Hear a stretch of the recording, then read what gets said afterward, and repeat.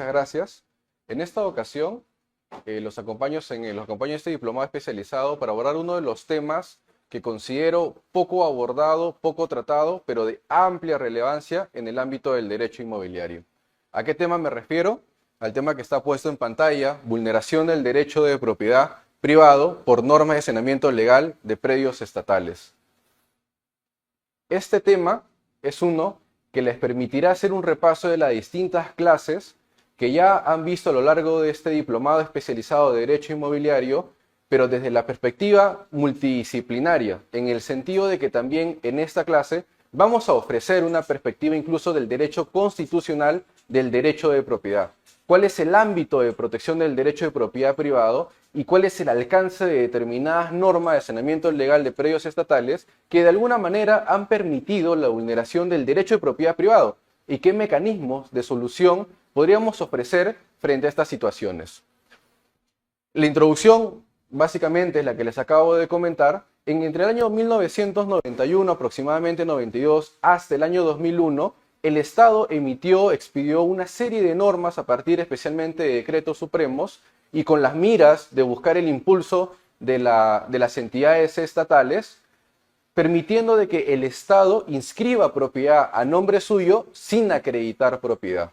Y esta inscripción era incluso en el ámbito registral, y los registradores, bajo responsabilidad, tenían que inscribir finalmente la propiedad a nombre del Estado. Estas son normas que de alguna manera podrían ser llamadas constitucionales, son normas que son compatibles con nuestra Constitución vigente e incluso con la anterior de 1979. Es un poco la perspectiva que inicialmente abordaré, pero también pasaremos por analizar también nuestro sistema registral. ¿Qué sistema registral y principios registrales serían pertinentes para analizar estas normas y el alcance de estas normas en la afectación o vulneración del derecho de propiedad privado? Este primer capítulo lo he denominado la protección constitucional del derecho de propiedad. Es fundamental para cualquier persona que se dedica al rubro inmobiliario conocer cuál es el alcance de la protección del derecho de propiedad. Nosotros conocemos en ámbitos generales lo que implica el derecho de propiedad. Está previsto en el artículo 923 del Código Civil. Es la facultad de usar, disponer, de reivindicar un predio. El propietario puede hacer y deshacer en tanto siempre y tanto cumpla determinados límites en el ejercicio del derecho de propiedad. Pero ¿cuál es la perspectiva desde el derecho constitucional? ¿Cuál es la perspectiva de la protección constitucional del derecho de propiedad? Veamos a continuación este primer capítulo que nos permitirá reforzar nuestros conocimientos en el ámbito de la protección de la propiedad, pero que también serán los cimientos para analizar la problemática que les he descrito hace algunos segundos. Nuestra Constitución política prevé en el artículo 2, inciso 16, que toda persona tiene derecho a la propiedad y la herencia. Y este derecho, efectivamente, como lo mencioné hace un rato, garantiza que toda persona pueda poseer, usar, disfrutar y disponer de sus bienes, sean muebles o inmuebles. Evidentemente la propiedad puede ser mobiliaria o inmobiliaria, según incluso la definición de qué bienes pueden ser muebles o inmuebles prevista en nuestro Código Civil, siendo el derecho máximo sobre los bienes. Y es cierto, la propiedad es el derecho máximo sobre los bienes. Permite un vínculo de la persona con un bien, con un sujeto de derecho en general con un bien, y el sujeto de derecho puede en realidad utilizar ese bien de la manera como crea conveniente. Puede utilizarlo para generar riqueza. Ciertamente es lo que busca la Constitución desde el ámbito económico. Quizá la persona, el sujeto de derecho, tendrá la intención, si es una empresa, de si tiene un centro comercial, puede explotarlo, arrendarlo, cederlo quizá en superficie para que otra empresa inmobiliaria construya ahí un proyecto inmobiliario de alto impacto, pero también puede ser que el propietario, cualquier tipo de persona que sea el propietario, decide no utilizar el bien. ¿Puede hacerlo? Claro que sí. Es la relación entre el propietario con la cosa. Y el propietario decide sobre la cosa. Decide hacer proyectos, vender, usarlo, disfrutarlo, lo puede arrendar, lo puede ceder en uso, puede celebrar diversos contratos que ya conocemos. Pero también es cierto que el propietario puede decidir no hacer nada con su bien. Simplemente, si es que digamos, puede ser un inmueble, un terreno, por ejemplo, abandonado, un terreno baldío, puede decidir mantenerlo en ese estadio, sin ningún movimiento, sin ningún tipo de interés económico sobre el bien. Pero quizá lo puede hacer porque simplemente no quiere hacerlo, como también puede ser porque prefiere que se vaya aumentando su valor, se vaya evaluando a través del tiempo, como quizá es natural y como lo estamos viendo en las épocas actuales. Pero la pregunta es, esta protección que les acabo de comentar, que efectivamente es una protección rigurosa y que la conocemos todos, teórica desde el derecho romano, pero esta protección desde la perspectiva del derecho civil, ¿es suficiente? Y como les comentaba, el artículo 923 define la propiedad como el poder jurídico que permite usar, disfrutar, disponer y reivindicar un bien. Y evidentemente este derecho fundamental tiene que ejercerse con armonía con el interés social y dentro de los límites de la ley. Y atribuye facultades plenas, con determinadas limitaciones ciertamente. Está previsto, por ejemplo, en nuestro Código Civil, en los artículos 956, 957, determinadas limitaciones que los propietarios tienen que permitir en el ejercicio del derecho de propiedad. Por ejemplo, si es que yo soy propietario y es necesario que mi vecino pase por mi predio por un riesgo inminente, algún daño inminente sobre su propiedad, yo como propietario colindante, como titular exclusivo del terreno sobre el cual mi vecino quiere pasar, ¿tengo que permitirlo? Sí. Lo prevé nuestro Código Civil. Es una limitación al derecho de propiedad.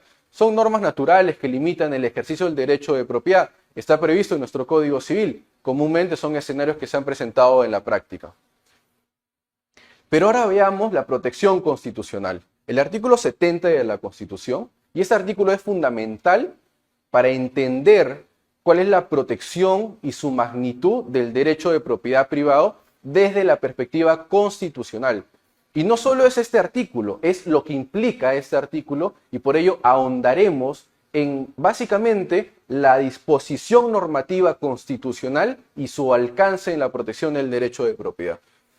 Y este artículo 70 de la Constitución vigente señala, el derecho de propiedad es inviable. El Estado lo garantiza. Y nosotros conocemos lo que continúa en ese artículo. El derecho de propiedad solo puede ser afectado a través de una vía legítima prevista en el artículo 70, la expropiación.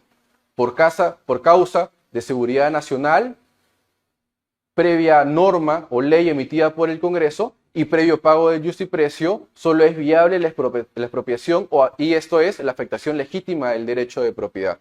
Yo soy titular en un momento de un predio, viene el Estado, en tanto se configuren cada una de estas de las causales y requisitos que acabo de mencionar, el Estado se hace propietario a la fuerza y yo me quedo sin propiedad. Pero esta situación que es un poco amenazante y violenta está permitida por la Constitución, pero es la única vía permitida por la Constitución. Esta propiedad de la que se refiere el artículo 70 de la Constitución ya lo ha desarrollado nuestro Tribunal Constitucional.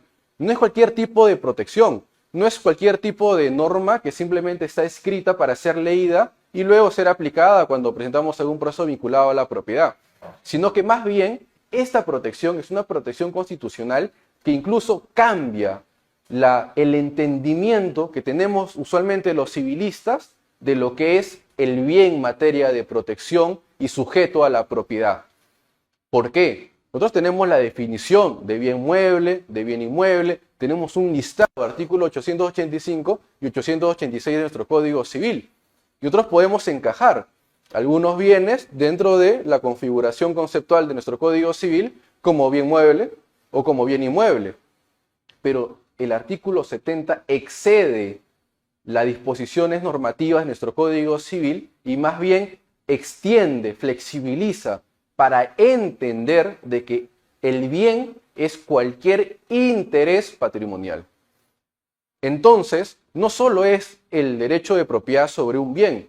Por ejemplo, si es que yo tengo interés en un crédito y el crédito de alguna manera está vinculado, como es natural, está vinculado a mi patrimonio, el derecho de propiedad lo alcanza.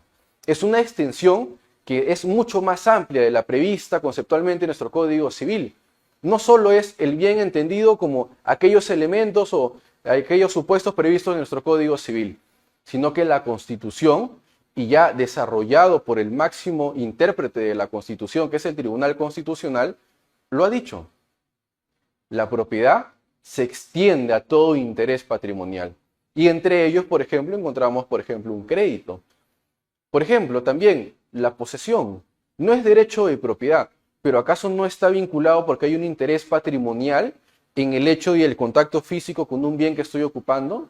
También lo ha dicho el Tribunal Constitucional en determinadas sentencias que ciertamente la explicación merecen una lectura un poquito interpretativa, un poquito forzada para entender qué es lo que quiso decir el Tribunal Constitucional, pero finalmente lo ha entendido de esta manera. El derecho de propiedad se extiende a todo interés patrimonial. Entonces, como les comenté, el derecho de propiedad, desde la perspectiva constitucional, es un derecho ampliamente protegido. Es el derecho quizá más protegido desde la perspectiva constitucional. Y esto no es una situación de suerte, es una situación que en realidad radica y producto del régimen económico que decide adoptar nuestro Estado, nuestra nación.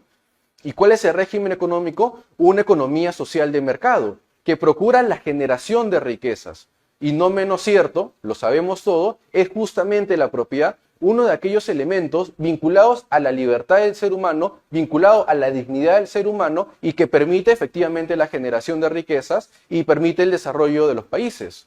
Es por ello que la protección del derecho de propiedad no se da incluso como antiguamente en la Constitución de 1933, como la Constitución de 1979, que era una protección que estaba mirada o enfocada a que sea una protección fuerte, pero ciertamente con ciertos deslindes que permitieron, por ejemplo, la afectación del derecho de propiedad privado en aquellos escenarios que actualmente las entendemos claramente como injustos bajo una perspectiva actual.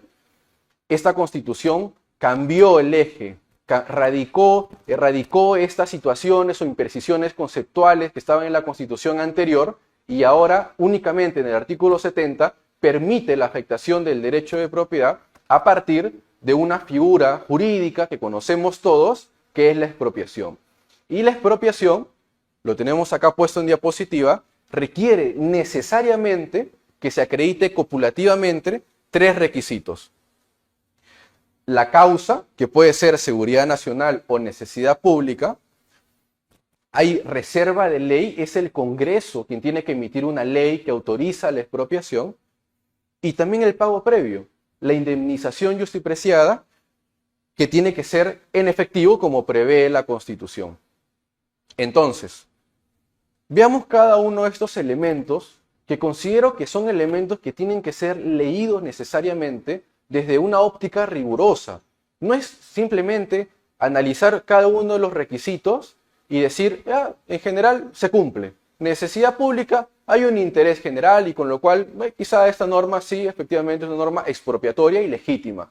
O se podría decir, bueno, no hay problema si es que te pago luego de ejecutada la expropiación, finalmente estoy ya cumpliendo con pagar o indemnizar, como se dice, al afectado y con lo cual también estaríamos ante una norma que podría ser expropiatoria, no hay ningún problema y legítima por lo tanto. Pero lo cierto es que no es así. Ya les comenté, la Constitución tiene una mira muy protectora, garantizadora del derecho de propiedad.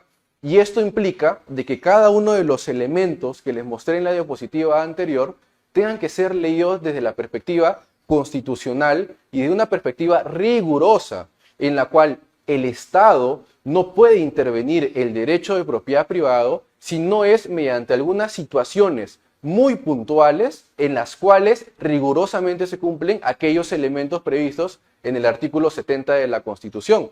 Esa es la situación. Veamos, por ejemplo, necesidad pública. Se entiende, de manera general, es posible conceptualizarla de la siguiente manera. Es una situación apremiante, orientada a satisfacer un interés colectivo concreto. Por ejemplo, una obra de infraestructura que es esencial en el desarrollo de la sociedad. Por ejemplo, la construcción también de una obra vial. Es lo más común en el día a día de las expropiaciones de predios privados.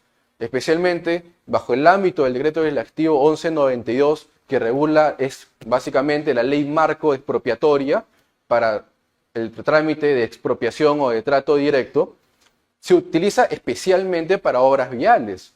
y usualmente es utilizada, por ejemplo, por el Ministerio de Transportes, que es el órgano encargado de ejecutar determinadas obras viales que son de alcance nacional, pero que también evidentemente pueden tener un interés menor, como probablemente únicamente beneficiar un sector específico de un distrito, pero puede también tener un interés mucho más general, beneficiar a toda la sociedad peruana, porque quizá se plantea la construcción de una carretera que transversalmente ocupe quizá toda la costa peruana.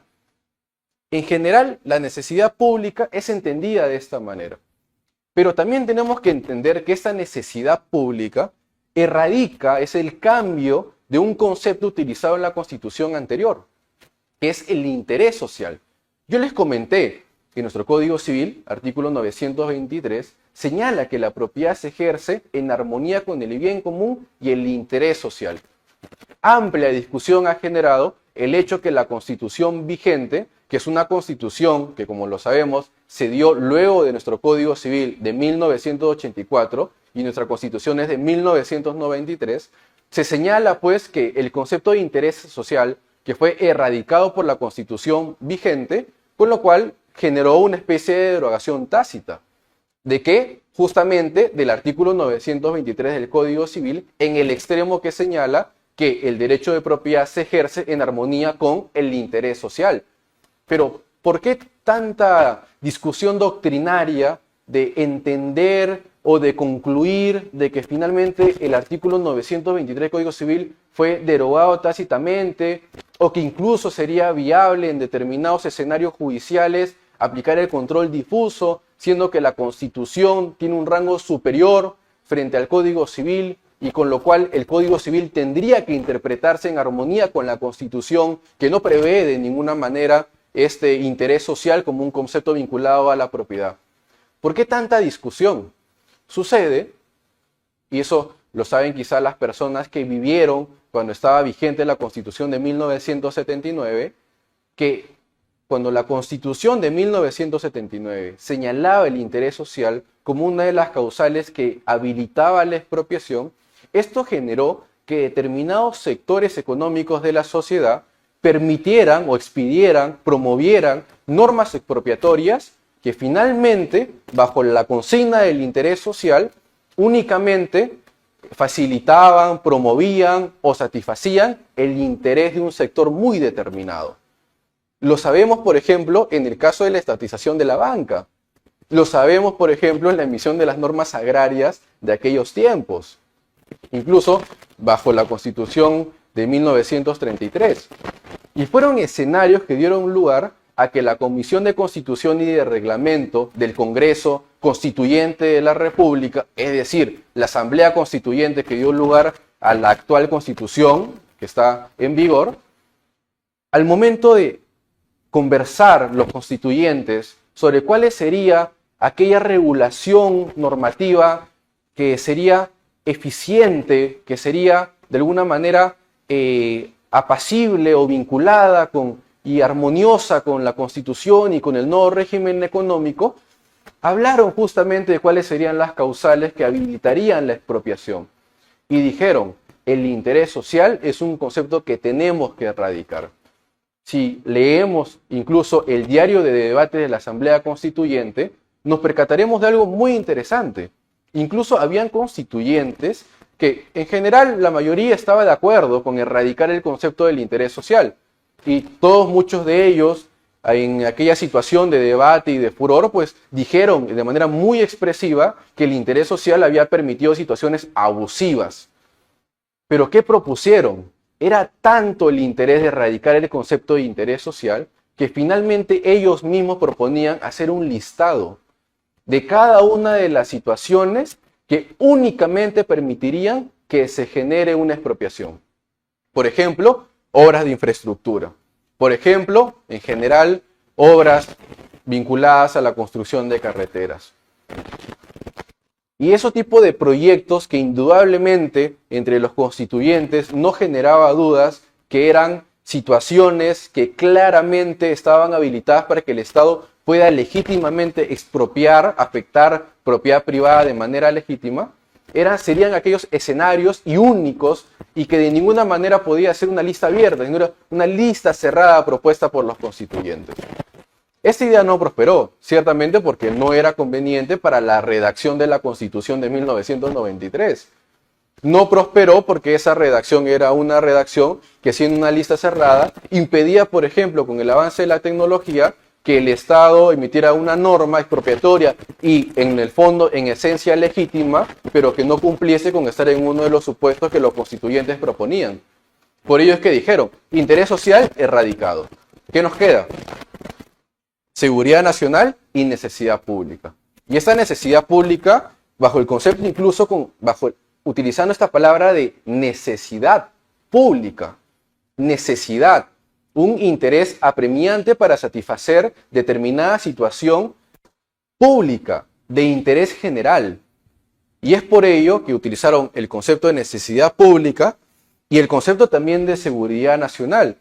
En aquellos tiempos, el tema de la seguridad nacional indudablemente era un aspecto relevante para la Asamblea Constituyente y la podemos conceptualizar de la siguiente manera, como aquella causal que se permitía, ¿no?, les permitía las expropiaciones ante amenazas reales que comprometían la integridad territorial o la independencia nacional.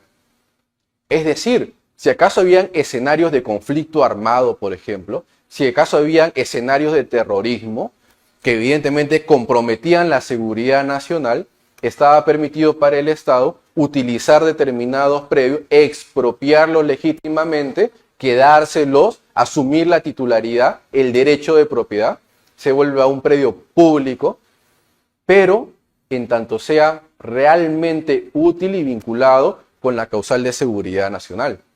Entonces, estas causales de necesidad pública y de seguridad nacional eran causales que tenían que leerse justamente, y que actualmente tienen que leerse, como causales no generales, no como causales que podrían aplicarse en determinados escenarios o no. Por ejemplo, hablemos un poco más de la necesidad pública. A inicios del año 2000, si no me equivoco, en el año 2003, se emitió una norma, la ley 29.320. ¿Qué decía esta norma? Modificó la ley orgánica de municipalidades. ¿Y qué previó?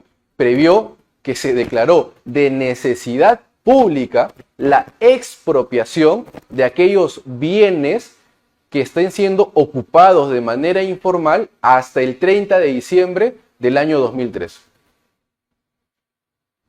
Y entonces la cuestión, y salió a debate, especialmente en aquellos que se dedicaban al derecho inmobiliario, si esa norma era constitucional. Si realmente esa norma era una norma que estaba en consonancia con las directrices constitucionales que ya se habían establecido y que estaban en vigor, bajo los parámetros previstos en el artículo 70 de la Constitución. Y hay quienes decían que sí. Autores de renombre señalaban, esa norma es constitucional. ¿Por qué? Necesidad pública. ¿Acaso, decían los autores, no es un asunto de necesidad pública que las personas que están ocupando informalmente determinados predios, es decir, sin título válido y vigente, no es de interés público que estas personas saneen la propiedad, se vuelvan propietarios? ¿No es de interés público regularizar la situación de las tierras de todo el Perú? Necesidad pública, decían algunos autores. Otros autores decían, necesidad pública sí es un elemento que se cumple. ¿Qué es lo que no se cumple? En la otra causal de la que conversaremos en unos minutos, que es el pago del iustiprecio. Porque la norma señalaba que el iustiprecio podía pagarse a posteriori, es decir, luego de ejecutada la expropiación, luego de que el Estado se volvía propietario. Y entonces decían, no es constitucional, pero no porque no haya cumplido la causal de necesidad pública, sino porque no cumplía el otro requisito, el iustiprecio previo que exige nuestra Constitución. Pero entonces, acá yo les propongo una mirada distinta. Las causales, ¿no?, los requisitos de la expropiación son requisitos que tienen que leerse no solo de manera interna, No basta con que conceptualicemos qué necesidad pública y leamos el concepto y veamos si una norma aplica o no. No. Cada uno de los requisitos tiene que ser leído desde la óptica de la protección del derecho de propiedad. ¿Y cuál es esa protección? Es la protección máxima, en la que la política estatal está dirigida a proteger la propiedad en general, la propiedad privada. Si hay un propietario que no usa su bien y viene alguien y lo invade, es un invasor, es un ocupante precario, ¿acaso no afecta el derecho de propiedad privado desde la noción de la protección constitucional del derecho de propiedad que una norma permita al invasor quedarse con la propiedad y que el propietario original la pierda sin razón? Claro, desde la perspectiva de la necesidad pública, podríamos considerar que sí la cumple. Con determinados matices podemos discutir, podemos debatir. Estoy seguro que quizá parte del público estará de acuerdo en considerar de que la necesidad pública se cumple. Pero si nos vamos un paso atrás y vamos a la esencia del derecho de propiedad desde la perspectiva constitucional, entenderemos que normas que de alguna manera permiten darle la apariencia de licitud a aquellas situaciones ilícitas, en realidad contravienen el derecho de propiedad. Y que esta perspectiva tiene que ser leída con cada uno de los requisitos que están previstos en nuestra Constitución para legítimamente expropiar un predio privado. Porque la cuestión es simple. ¿Acaso es una política del Estado, dentro de su perspectiva de protección máxima del derecho de propiedad, que esté permitido que un propietario se quede con un predio solo porque lo invade? ¿Eso no afectaría masivamente el derecho de propiedad de muchísimas personas sin ningún sustento? ¿Acaso no existen vías procesales, judiciales legítimas, regulares, ya desarrolladas de manera variada por nuestra jurisprudencia, que permiten solucionar esos problemas? Y que justamente entendamos esto desde esta perspectiva, como lo que son problemas. Por eso es que hay soluciones judiciales, mejor derecho de propiedad, derecho de proceso de reivindicación, desalojo, los interdictos. ¿Acaso no son soluciones judiciales frente a un problema, porque justamente ese problema es entendido como uno de los problemas jurídicos que no permite nuestro ordenamiento jurídico? Evidentemente eso se contrasta con la perspectiva constitucional y desde ya entendemos de que esa norma en realidad no sería constitucional, porque leída desde la perspectiva de la protección del derecho de propiedad junto con los requisitos que prevé nuestra Constitución, personalmente considero que no cumple con los requisitos de la necesidad pública. Veamos el siguiente requisito que exige la Constitución. El siguiente es que se requiere que quien autoriza la expropiación sea el Congreso de la República. Y esto es fundamental, porque también es otro elemento que ha sido perdido de vista, que no ha sido estudiado de manera rigurosa. Porque si bien la Constitución no dice que se tiene que expedir una ley del Congreso, y con lo cual algunas personas, juristas, podrían pensar de que en realidad el mero hecho de que el artículo 70 haga referencia a ley, que es una noción general de una norma con rango de ley, con lo cual incluso el Poder Ejecutivo podría, mediante decretos legislativos que tienen rango de ley, también podría autorizar una expropiación. Pero ¿por qué acaso sostenemos de que en realidad únicamente puede ser el Congreso de la República? Esta perspectiva, ya se las adelanto, ha sido desarrollada por el Tribunal Constitucional. Y el Tribunal Constitucional ha sido enfático en sostener la expropiación tiene que realizarse cumpliendo 3 requisitos. Ya conversamos uno. El segundo, que se autorice por ley del Congreso.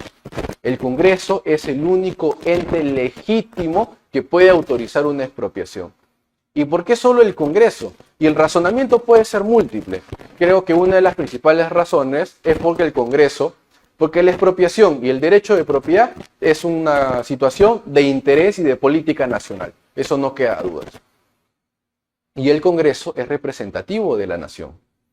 El Congreso es la representación de la integridad del pueblo. Entonces es el Congreso quien, bajo una estructura deliberativa, debe ser el órgano encargado de determinar en qué supuestos corresponde expropiar y en qué supuestos no corresponde expropiar. ¿Acaso esta estructura deliberativa la tiene el Poder Ejecutivo? ¿La tienen otras entidades estatales? Lo cierto es que no. El único ente deliberativo que de alguna manera representa la voluntad popular, digo de alguna manera porque hay situaciones que notoriamente no es así, pero que teóricamente lo es el Congreso. Entonces, solo es el Congreso el ente autorizado para autorizar expropiaciones. Pero acá hagamos algunos matices. ¿Qué sucede, por ejemplo, si es que el Congreso ha sido disuelto? ¿Acaso sería el Poder Ejecutivo, mediante decretos legislativos extraordinarios, la autoridad encargada de autorizar expropiaciones? Porque puede que un Congreso esté disuelto durante un tiempo prolongado. Puede que sea breve, puede que sea prolongado. Y el Estado tiene que seguir funcionando. Si es que hay que expropiar, hay que expropiar. La pregunta es, en este escenario, ¿acaso podría ser el Poder Ejecutivo la autoridad encargada de autorizar expropiaciones? Estos escenarios de interregno parlamentario, cuando el Congreso es disuelto y asume determinadas funciones normativas, legislativas, el Poder Ejecutivo, es un escenario que se ha presentado y que también ha sido analizado por el Tribunal Constitucional. Y el Tribunal Constitucional, ciertamente no de manera concluyente, ha entendido que hay determinados supuestos previstos en la Constitución que por determinadas circunstancias únicamente es el Congreso quien puede tratar determinados temas. Por ejemplo, ha dicho el Tribunal Constitucional, si acaso son temas donde se requieren determinadas mayorías en el Congreso, claramente es un asunto reservado exclusivamente para el Congreso y el Poder Ejecutivo no puede meterse en esos temas. ¿Por qué? Porque hay un interés deliberativo por detrás, mayorías en la decisión. Ciertamente, para asumir una decisión de expropiar no se requieren mayorías. Se sigue el trámite normal dentro del Congreso. El Tribunal Constitucional no lo ha dicho de manera expresa, pero ha dejado entrever de alguna manera que uno de los temas de amplia relevancia, justamente por ser un interés fundamental en el Estado, en la política estatal, es la autorización de expropiaciones. Y con lo cual no podría ser el Poder Ejecutivo el que pueda autorizar expropiaciones. Ciertamente el Congreso, que sería el órgano que en principio también tendría que decir que solo él puede autorizar expropiaciones, en determinadas decisiones, opiniones, ha señalado de que el Poder Ejecutivo sí podría autorizar expropiaciones y en otros ha señalado que no. Entonces hay posiciones dispares incluso dentro del Congreso. Pero por lo menos desde una perspectiva crítica, personalmente, consideramos que no, que el Poder Ejecutivo de ninguna manera estaría habilitado para autorizar expropiaciones. Y finalmente el último requisito, el justiprecio constitucional, que es que el artículo 70 de la Constitución señala de que si acaso el Estado desea expropiar, necesariamente al privado se le debe de pagar el justiprecio previa y en efectivo. Previamente, obviamente, a ejecutar la expropiación. Y entonces, acá tenemos el componente del justiprecio. ¿Cuál es el componente del justiprecio y de qué manera debe ser entendida? Antiguamente, cuando se escribió la Constitución de 1993, hace ya más de 30 años, se entendía de que la expropiación y el pago del justiprecio únicamente contemplaba estos conceptos: el valor comercial del inmueble, el daño emergente y lucro cesante. Es decir, conceptos patrimoniales. E incluso el decreto legislativo 1192, que es la ley marco que regula el trámite o procedimiento de trato directo y expropiación, señala expresamente, ustedes lo pueden leer en este decreto legislativo, el pago debe ser precio y en efectivo, lo sabemos.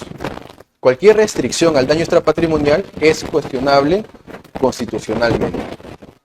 ¿Por qué? Porque si nosotros leemos el Reglamento General de Edificaciones, en uno de ellos que regula justamente las tasaciones, ahí señala expresamente de que el justiprecio únicamente reúne conceptos patrimoniales y no extrapatrimoniales. Y en este punto, ciertamente merece discutir si es que es una decisión justa desde el Estado que únicamente las expropiaciones permitan la indemnización, el resarcimiento de estos conceptos. ¿Por qué? Porque en realidad la afectación que tiene que ser resarcida es la afectación integral de la pérdida del patrimonio del privado. Esa es la afectación que tiene que ser resarcida. Entonces, si el Estado quiere ocupar determinada casa y hacerla suya, hacerla de su propiedad, lo cierto es que hay un propietario, o varios quizá, y él y todos ellos tendrían que ser indemnizados. ¿Y cuánto se les tiene que pagar? ¿Qué conceptos se les tiene que entregar? Los conceptos que sean necesarios, pero que finalmente resarzan toda la afectación de la pérdida del patrimonio. Entonces, imaginemos algunos escenarios. Hay una persona que ha construido un proyecto inmobiliario con miras al mar. Y el Estado dice, vamos a utilizar toda la franja de la costa para un proyecto de seguridad nacional. De manera legítima. El concepto del justiprecio, ¿qué comprende? Únicamente el valor comercial del inmueble, ¿no? Quizás un edificio, digamos, de departamentos, y quizá el lucro cesante, las expectativas de ganancias que tenía el privado, el promotor, la inmobiliaria. Nada más. En este concepto, en este escenario, es clarísimo que el daño patrimonial tiene que ser resarcido y el extrapatrimonial no tiene mucho sentido. Pero hay otros escenarios, y que son los más comunes, en los cuales el interés que tiene el privado sobre el inmueble que está siendo expropiado no es un interés lucrativo.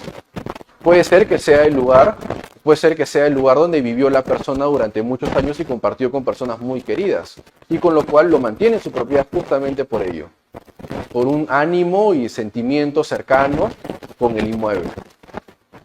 Ahí realmente el precio que se pueda pagar, por así decirlo, de valor comercial del inmueble, puede que no sea de interés del propietario. Tampoco quizá tenía pensado generar ganancias porque quería quedárselo por toda la vida y no pensaba explotarlo para un proyecto inmobiliario. Pero vayamos al ámbito extrapatrimonial. ¿Acaso en ese escenario no hay claramente este concepto extrapatrimonial de daño moral? ¿No hay una afectación o aflicción que se le genera al privado que es afectado de manera legítima, pero que finalmente es afectado? Son conceptos que deberían ser comprendidos. Nuestra normativa no lo permite. Pero lo cierto es que ya nuestra Corte Suprema, con normas que ciertamente han sido modificadas y han sido renovadas, pero que básicamente señalaban esto, es decir, que tenían la misma esencia, estábamos en el escenario en los cuales habían normas que únicamente permitían el resarcimiento del daño patrimonial, pero que los privados reclamaban, iban a juicio y decían, no, agrégame determinados conceptos adicionales, extrapatrimoniales. Y ya la Corte Suprema se pronunció y señaló, sí, corresponde también indemnizar algunos conceptos extrapatrimoniales. ¿Por qué? Porque lo que se está protegiendo en general es toda la afectación al derecho de propiedad.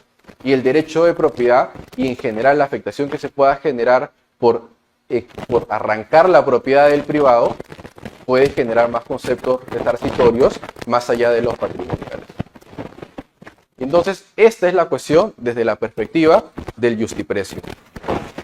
Incluso también conviene mencionar que el tema del justiprecio es un concepto que puede ser cuestionado en la vía arbitral, tratándose del decreto legislativo 1192. Y en este escenario, cuando es cuestionado en la vía arbitral, el Estado no entrega el dinero al privado directamente. Lo consigna a nombre del árbitro a cargo de solucionar la discusión arbitral. Y en ese escenario, cabría preguntarnos, ¿acaso no estamos ante un escenario donde el pago del justiprecio no es previo, sino es posterior a la expropiación? Ese es un tema que genera discusión y que ciertamente tiene distintos matices. Pero vayamos avanzando. Y ahora veamos, el Estado también puede hacerse de la propiedad de bienes a partir de una figura que la conocemos, que es la prescripción adquisitiva de dominio. La conocemos ampliamente. La prescripción adquisitiva de dominio básicamente es una figura que permite al poseedor convertirse en propietario cuando cumple los requisitos previstos en el artículo 950 del Código Civil. Una posesión pública, continua, pacífica y como propietario dentro de determinado plazo legal. La pregunta es, ¿el Estado puede acogerse a esta figura jurídica para adquirir bienes privados? Basta con hacer una lectura constitucional para entender que no. La única justificación legítima para expropiar son aquellas previstas en el artículo 70 de la Constitución. ¿Y qué pasa con el artículo 950? ¿Es inconstitucional? No es que sea inconstitucional, sino que si la leemos a la luz del derecho constitucional, implicaría de que esta solo es permitida para los privados. Es decir, solo un privado podría prescribir predios privados, o del Estado en determinados plazos, que es otro tema. Pero el Estado no estaría habilitado a expropiar predios privados. Y tenemos posturas a favor y en contra. Quienes están a favor, por ejemplo, el doctor Juan Carlos Astubamán, señala que el Estado puede adquirir bienes privados si cumple los requisitos. Bajo la perspectiva del doctor Astubamán señala, hay un test de proporcionalidad, que ya lo conocemos a nivel constitucional. Hay determinados test, subtest, que tiene que pasar de necesidad, un test de proporcionalidad en sentido estricto, y son subtest que tiene que pasar necesariamente esta figura puesta bajo un análisis constitucional para saber si realmente es constitucional. Y la conclusión, desde esta perspectiva, es que sí pasa ese test de proporcionalidad. Pero también hay otros argumentos poderosos que están en contra de considerar que el Estado puede prescribir bienes privados. Especialmente que la expropiación es el único medio legítimo y constitucional. Y además, el Estado, cuando actúa, cuando expropia, cuando quita bienes, lo hace bajo el uso del jus imperium. No es un privado más, es el Estado como un ente que tiene en su relación de subordinación a los privados. No es una relación de coordinación que sucede entre los privados, es una situación de subordinación. Con lo cual el Estado tiene que necesariamente, cuando se comporta en ejercicio del jus imperium, sujetarse a las normas propias de este tipo de comportamiento, que es justamente del derecho administrativo. Y nosotros conocemos el derecho administrativo, ya es un principio general, lo compartirán, lo conocerán también muchos colegas, que el principio básico del derecho administrativo es que el Estado solo puede hacer aquello en lo que está permitido. Es diferente al principio de libertad que se aplica en el ámbito del derecho privado, que se puede hacer aquello que no está prohibido. En el ámbito del Estado, el Estado solo puede hacer aquello en lo que expresamente se le ha habilitado. Y el Estado actualmente no está habilitado para adquirir bienes mediante la figura de la prescripción adquisitiva de dominio. Es un tema discutible. Hasta acá, el primer capítulo ha sido el entendimiento constitucional del derecho de propiedad. He sido incisivo para que comprendamos todos que el derecho de propiedad privado tiene una protección amplia, rigurosa. El Estado garantiza el derecho de propiedad privado. Y con lo cual el Estado no puede jugar a adquirir predios de manera flexible y porque se le da la gana. Tiene que cumplir necesariamente estos parámetros que he señalado. Esa es la primera conclusión de la presente clase. Es una perspectiva que necesariamente la tenemos que tener en cuenta. Porque a partir de esto podemos resolver múltiples problemas inmobiliarios que se presentan en el día a día. En el día a día problemas con inmobiliarias, con vecinos, con proyectos, con precarios. Una perspectiva sumamente útil para el quehacer de aquel abogado que se dedica al derecho inmobiliario. Esta es la primera conclusión. Ahora veamos el segundo capítulo, que son los registros públicos y las normas de saneamiento. Ahora vamos bajo esta perspectiva de la que hemos desarrollado hasta ahora, vamos a aplicarla a las normas de saneamiento. Pero no solo es interesante y pertinente la perspectiva constitucional, sino también la perspectiva del derecho registral.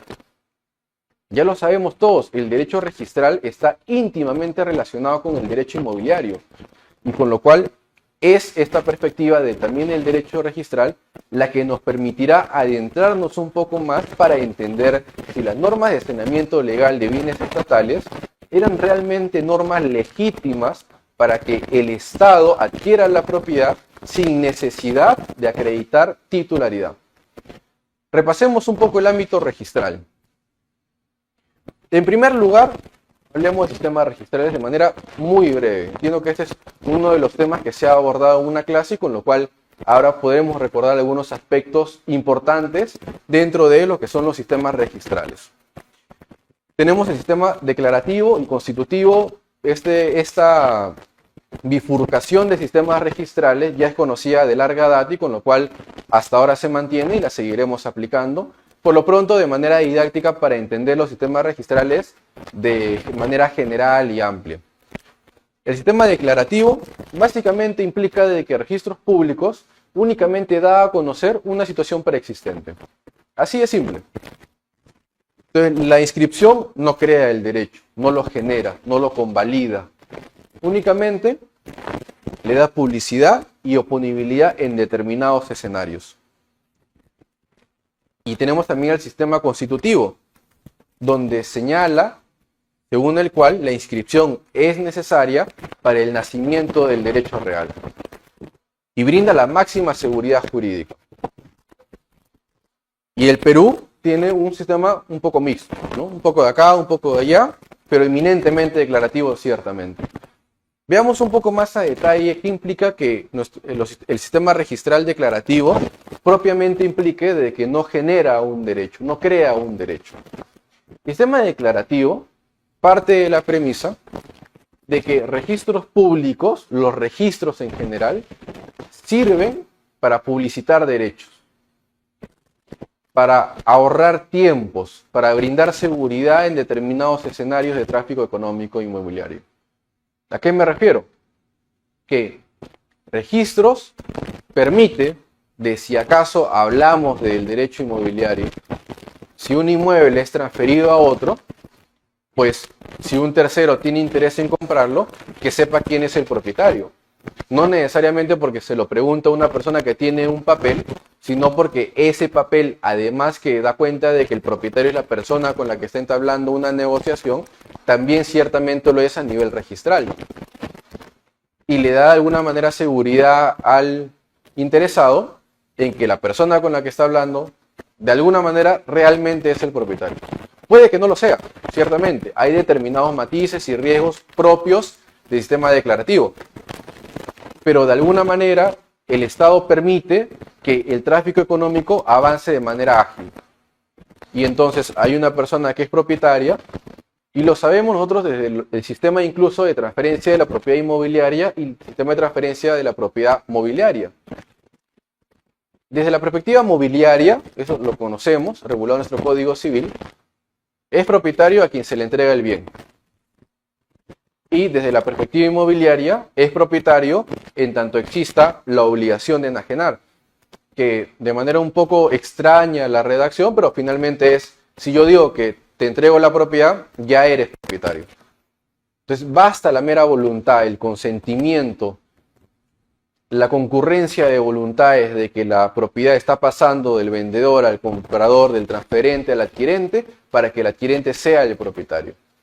Y se puede realizar incluso de distinta manera, sin necesidad de un papel. Por ejemplo, una venta de un inmueble, yo puedo acordar con el comprador y decirle, yo tengo un inmueble que vale $1.000.000, te lo vendo a $900.000.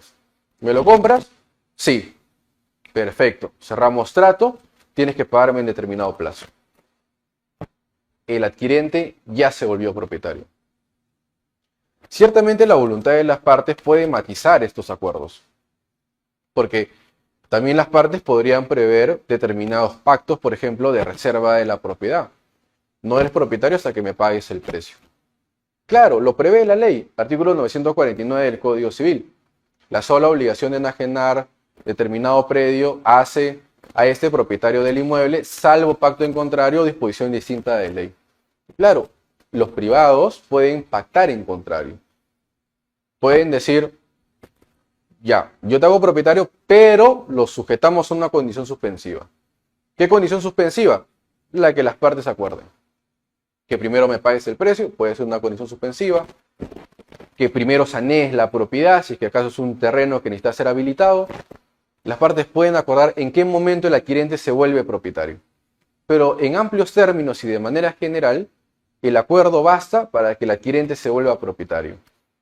Y claro, ¿y cómo queda el ámbito registral? ¿No es necesario acaso que el adquirente inscriba esta adquisición en registros públicos? Desde la perspectiva del sistema declarativo, le es recomendable. ¿Es necesario? No. Le es recomendable. ¿Por qué le es recomendable? Porque usualmente los sistemas declarativos prevén determinados principios o normas registrales que permiten a aquellos adquirentes que si inscriben obtienen determinados beneficios. Por ejemplo, si es que el adquirente inscribe la propiedad en registros públicos, si acaso el vendedor no era propietario, aún así se queda con la propiedad y se actúa de buena fe. ¿Por qué? Porque se basa en un principio anterior, que es el principio de publicidad, el principio de legitimación. Aquello que está en registros públicos, en principio se presume que es verdad. Y aquellos que confían y contratan según la información de registros públicos, también corresponde que se les proteja, por un tema de seguridad jurídica. Pues aquellos que prefieren no inscribir en registros públicos, no hay problema. Si hay un adquirente que no inscribe su título en registros públicos, ¿no es propietario porque no inscriba? No, lo sigue siendo, es propietario. Pero en determinados escenarios, en escenarios conflictivos, controversiales, puede que una persona distinta se vuelva propietaria, sin que medie la voluntad de aquel que no inscribió en registros públicos. Hay escenarios distintos previstos en la normativa de distintos países, aquellos que tienen un sistema declarativo o predominantemente declarativo, que incentivan la inscripción, pero que no castigan que no se inscriba, sino en determinados escenarios irregulares. Y en cambio, el sistema constitutivo ya se basa en unos principios distintos, pero en buena cuenta implica de que aquel que inscribe su propiedad se vuelve el propietario por la inscripción. ¿Y qué pasa si el título estaba defectuoso? Es un sistema convalidante. ¿Qué implica? De que puede que el título tenga determinados vicios, que esté afectado por determinadas situaciones que harían el contrato nulo o ineficaz, pero finalmente el adquirente se vuelve propietario porque, siendo diligente, inscribe en los registros públicos. Evidentemente, los registradores no permiten la inscripción simplemente leyendo el documento y lo inscriben inmediatamente. En principio, el registrador es más riguroso incluso para identificar si es que el contrato realmente es válido y es eficaz. Pero puede que no lo sea, pero el registrador hace un análisis riguroso. Y si permite la inscripción, el adquirente se volvió propietario. Y si acaso el título estaba defectuoso, no importa. El adquirente con título inscrito es propietario. Por eso es que acá se habla un poco de la teoría de la causa abstracta. Y se dice, el negocio que causa el origen, ¿no?, del derecho real a favor del adquirente es un negocio que no está vinculado a la inscripción registral. ¿Por qué? Porque si acaso el negocio sufre determinadas patologías, el adquirente igual mantiene el derecho. Entonces hay una desvinculación entre el negocio que causa la inscripción y propiamente la inscripción. El Perú, ¿qué tiene? Un sistema eminentemente declarativo. ¿Por qué eminentemente declarativo? Porque acá lo tenemos, la inscripción es facultativa. Si es que yo compro un inmueble, basta que lo acuerde verbalmente o por escrito y me vuelvo propietario. Pero evidentemente será más seguro si es que lo inscribo en los registros públicos. ¿Y qué pasa si es que no lo inscribo? ¿Hay algún problema? Sí. Problemas muy fuertes en determinados escenarios de conflicto. Y lo pasaremos a ver con estos principios de legitimación, de publicidad y titulación auténtica. Y que estos principios justamente ahondan un poco más en la protección y en el incentivo de la inscripción registral. Pero es declarativo, pero hay un incentivo porque brinda seguridad jurídica para el tráfico inmobiliario, para el tráfico económico.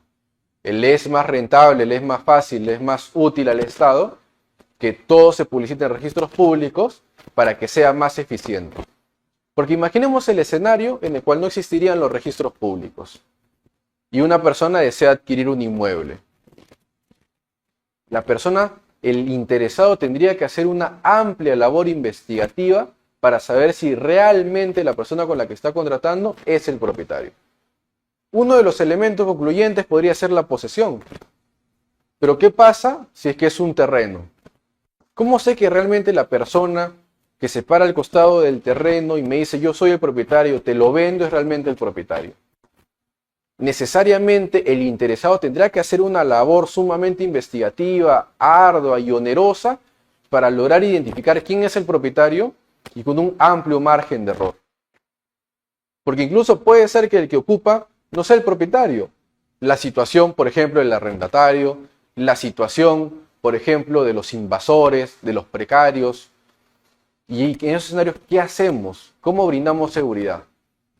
Le es más útil al Estado que se contrate según la información que brinda registros públicos. Y el incentivo por eso es fuerte. Estos son los tres principios, diría, entre los más importantes para entender el sistema registral que tenemos nosotros. El principio de legitimación, el principio de publicidad y el de titulación auténtica. El de legitimación, el contenido del asiento registral se presume cierto mientras no se declare la invalidez judicial. ¿Esto qué implica? De que el contenido de las inscripciones registrales se presume, obviamente, juris tantum, es decir, bajo prueba en contrario, que son ciertos, que son legítimos, que son válidos, que son eficaces, que el contratante puede confiar en la información que brinda registros públicos. Este es un principio que incentiva a los contratantes a acudir a registros públicos. Hoy en día, claramente, y todos lo sabemos, no es posible un negocio inmobiliario sin acudir a la información de registros públicos.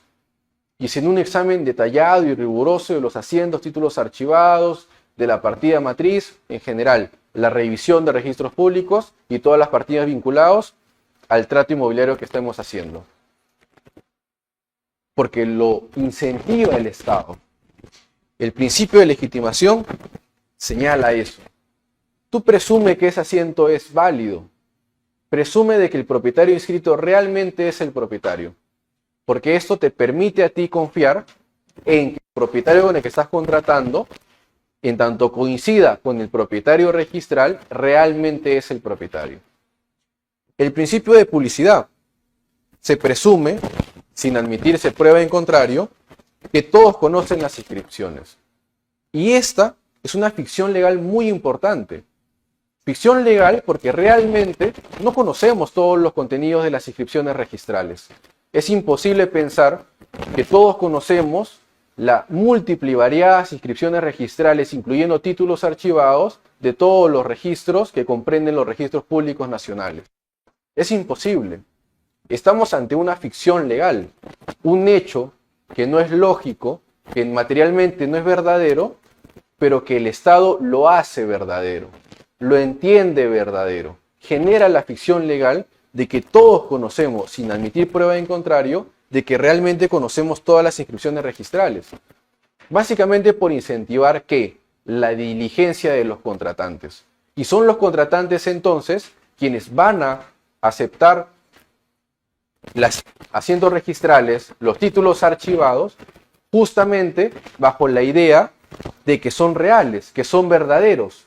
Y el propietario que aparece como propietario realmente es el propietario. Antes de pasar a una pausa, finalmente mencionaré el principio de titulación auténtica, que son básicamente que las inscripciones registrales, de manera general, con determinadas excepciones, se dan mérito con ocasión de instrumentos públicos, escrituras públicas, por ejemplo, mandatos judiciales, mandatos arbitrales, en general, documentos que tienen cierto matiz público. ¿Por qué? Porque registros públicos, otra vez, incentiva que las inscripciones sean confiables. Y no hay mayor confianza sino aquella inscripción que se emana de un documento que ha pasado la supervisión de un funcionario público. Incluso un funcionario, un servidor público, que puede que sea privado, pero que da fe pública, como los notarios, y quienes rigurosamente tienen que identificar si aquellos contratos que pasan por notaría son realmente contratos que cumplen por lo menos el estándar básico de validez. Principio de titulación auténtica. Y estos tres principios incentivan a la contratación. Incentivan ciertamente, y a pesar de que tengamos un sistema declarativo o eminentemente declarativo, a que los contratantes confíen en lo que dice registros públicos y lo den por cierto. Y contraten en base a esa información y se den el tiempo de revisar los asientos registrales, los títulos archivados. Es una manera eficiente de contratar. Ahora damos pase a un pequeño y breve pausa y luego, con esta perspectiva de los principios registrales y cómo estos son tan útiles para el incentivo de la contratación inmobiliaria, y cómo los principios registrales además resuelven determinados conflictos que se generan producto de aquellas personas que dicen yo soy el propietario, pero aparece otra y dice no, yo soy el verdadero propietario. Los principios registrales justamente marcan un dirimente. ¿Quién debería de ganar? Eso es lo que vamos a ver a continuación. Tenemos, por ejemplo, el principio de fe pública registral. Ya pasamos por los principios registrales, que son la base para entender los incentivos básicos del derecho registral. Ahora, como les comenté, vamos a ver los principios registrales que dirimen controversias, que permiten entender cuándo una persona, que a pesar que no ha contratado con el propietario, puede volverse el legítimo propietario. Uno de los principios más conocidos, ampliamente utilizados y por demás desarrollados en doctrina es el principio de fe pública registral, que está previsto en el artículo 2014 del Código Civil. Este principio, en términos generales, lo he resumido de la siguiente manera.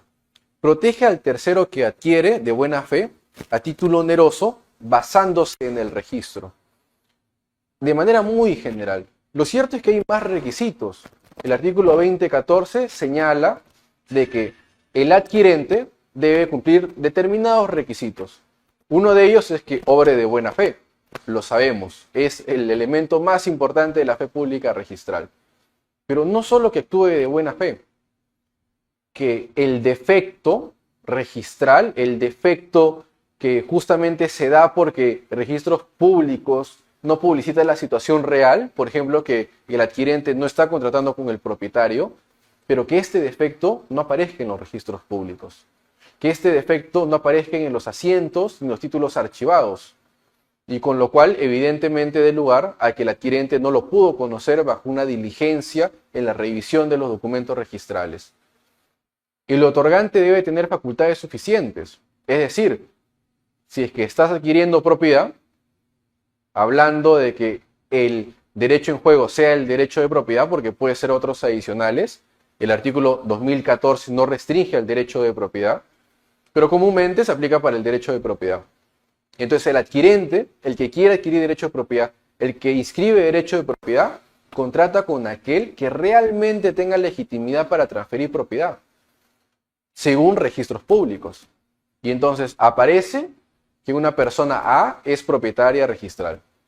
Yo, B, veo la información registral, no veo que haya ningún defecto registral y además me aparece que con quien voy a contratar efectivamente sea A.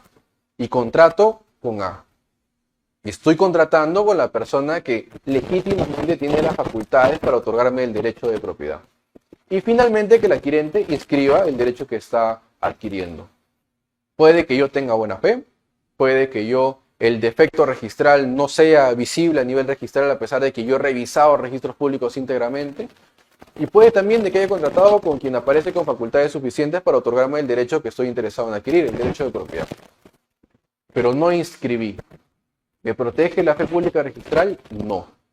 Cada uno de los requisitos que les he mencionado, que son 4, tienen que cumplirse copulativamente. Necesariamente. No puede faltar ninguno, si no estaríamos ante un escenario en el cual no está el adquirente protegido por la fe pública registral. Sin embargo, la buena fe que se entendía antiguamente como una buena fe que estaba dirigida a conocer el contenido de la información de los registros públicos, ya no basta actualmente con entender que esa buena fe es una buena fe que se agota con la revisión registral, sino que actualmente se exige verificar también la posesión material del bien. Tienes que ver qué bien es el que estás adquiriendo. Tienes que acudir a él y tienes que ver quién lo ocupa. Tienes que ver si es que la información extrarregistral, material, se condice con la información registral. Contrato con A. A es la persona que me muestra el inmueble, que me permite el ingreso, que está ocupando el bien. Si es así, no hay problema. Hay buena fe. Pero puede ser de que A me vende el inmueble, por más que tenga facultades y todo esté en orden registralmente, pero finalmente está siendo ocupado por un tercero. En esos escenarios no hay buena fe, porque actualmente ya no basta la revisión registral. Por más que haya revisado los asientos, títulos archivados, haya revisado íntegramente la partida y las anteriores y absolutamente toda la cadena de transferencias. Si es que yo no revisé la posesión, o si es que habiéndola revisado me percato de una inexactitud registral, no tengo buena fe. La buena fe exige una revisión de la posesión y que todo esté en orden. La cadena de vicios anteriores, justamente la cadena de vicios que pueden haber surgido con anterioridad, que mi transferente tenga un título nulo, que mi transferente tenga un título ineficaz, que mi transferente tenga un título que haya sido cancelado, digámoslo así, el efecto de la fe pública registral genera que ese vicio no se traslade al adquirente. Y ahora el adquirente será el propietario legítimo. Y como les comentaba anteriormente hace algunos minutos, puede ser, justamente porque nuestro sistema registral es uno declarativo, que Registros Públicos publicite que A es el propietario. Yo soy B, contrato con A, inscribo en Registros Públicos. Pero A transfirió a C y C no inscribió su título en Registros Públicos. En ese escenario, ¿qué sucede? ¿Qué tenemos que hacer? Porque bajo la óptica civil, únicamente puede adquirir propiedad aquel que adquiere de quien fue propietario. En el escenario que les planteo, yo B estoy adquiriendo de A que no es propietario. Lo es registralmente, pero evidentemente esa no es la propiedad real. Es una propiedad aparente, registral, que se aparece ahí como si fuera cierta, pero no lo es. Porque extrarregistralmente hay una realidad jurídica que es notoria. El propietario actual es C y yo no contraté con C. Entonces, ¿cómo normativamente, cómo jurídicamente es viable de que a pesar que contraté con alguien que no es propietario, yo me vuelva propietario? Justamente es la óptica de los principios registrales que solucionan controversias vinculadas a la titularidad de inmuebles. Porque son principios que nos permiten entender que determinados escenarios van a preferir a aquella persona que actuó de manera diligente y que utilizó los registros públicos y que los continuó utilizando hasta concretar la compra y incluso con la inscripción registral. Este es el escenario que Registros Públicos, que la política estatal dirige e incentiva para que finalmente el Registros Públicos sea un espacio seguro. Seguro porque estoy contratando con alguien que adquirió de quien es propietario, porque Registros Públicos lo dice. Pero puede que no sea así. No importa. En tanto el adquirente, el interesado, confíe en los registros públicos y sea diligente y revise la posesión como un dato extra, será el nuevo propietario. Va a irrumpir contra la lógica civilística tradicional. No estoy adquiriendo de quién era el propietario, pero aún así me convierto propietario. Por este principio, fe pública registral. Y este principio, ya lo sabemos, es uno que ha sido extendido la buena fe a la verificación de la posesión a partir de jurisprudencia ya de antigua data de la Corte Suprema, ya consolidada por el pronunciamiento del Tribunal Constitucional en el caso del tercero de buena fe, y que actualmente se aplica de manera unánime. No hay sentencia actualmente reciente de la Corte Suprema que señale una cosa contraria al hecho de que los adquirentes, para ser protegidos por la fe pública registral, pudieron no haber revisado la posesión del bien. No, es necesario para que se cumplan los requisitos previstos en el artículo 2014 del Código Civil. La transferencia de propiedad del inmueble. Ya vimos el principio registral quizá más importante dentro del ámbito de la protección y de la solución de controversias vinculadas a la titularidad del dominio de inmuebles. Pero también es importante a la par, porque este es un tema que colinda, que va de la mano junto con los principios registrales, ¿cuál es el sistema o mecanismo de transferencia de la propiedad inmueble y de la propiedad mobiliaria? ¿Por qué también es importante este tema? Porque este tema nos permite entender justamente un poco más, nos permite ahondar en lo que les acabo de explicar, que puede que yo no adquiera del propietario. Pero ¿por qué la lógica civilística es una diferente? Porque como ya lo mencioné cuando desarrollaba el capítulo primero de la presente clase, nuestro artículo 949, tratándose de la propiedad inmobiliaria, señala de que, ya lo sabemos todos, la sola obligación de enajenar un inmueble determinado hace al acreedor propietario de él. Entonces, como les comentaba, basta que yo contrate con aquella persona que es propietaria y haya el consenso de voluntad entre ambos para que yo sea el nuevo propietario, para que yo me convierta en propietario. No hay ninguna limitación legal, puede ser incluso de manera verbal. No hay ningún problema. Más seguro es un documento, pero puede ser verbal. Y justamente el sistema que acoge nuestro Código Civil es uno consensualista. La propiedad se transfiere por el mero acuerdo.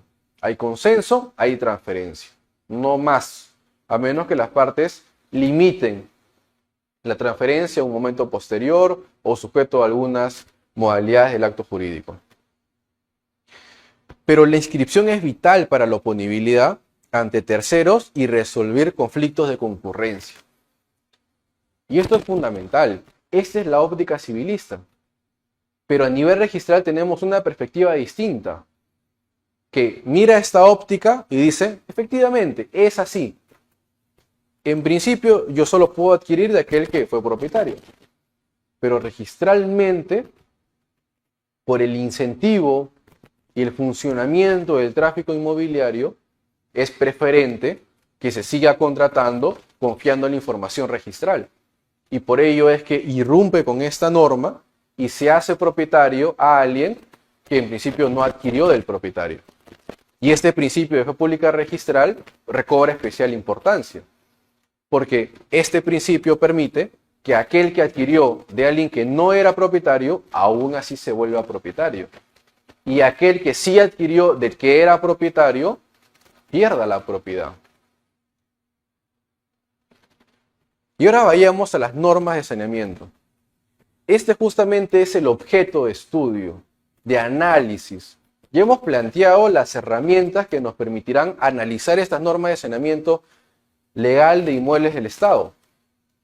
Son normas emitidas en este periodo principalmente, 1992-2001. Ellas son las normas que, bajo una óptica rigurosa, nos permitimos entender, reflexionar y concluir que son normas que constitucionalmente tienen ciertos matices. La primera de ellas, 1992. Decreto Supremo 006-92-TC. Esta norma, en el marco del nuevo pensamiento económico de 1992, donde se buscaba básicamente la privatización, en principio se buscó mejorar la situación de las entidades públicas. No simplemente se vendieron entidades estatales o empresas estatales al sector privado, sino que previamente el Estado asumió una política de recuperación de las entidades estatales. La primera de ellas, Corpac S.A. Actualmente continúa vigente esta empresa. ¿De qué trataba este mecanismo de saneamiento de predios estatales? Básicamente, bajo la perspectiva de el refuerzo y el mejoramiento y el aumento de patrimonio de las entidades estatales, empresas estatales, el mecanismo era facilitar para que el Estado inscriba propiedad de sus bienes en registros públicos, bajo trámites céleres, bajo trámites que no tuvieran mucha complejidad. No era necesario que el Estado acuda a un juicio de mejor derecho de propiedad. No era necesario que el Estado acuda a algunas normas de saneamiento de bienes estatales. No.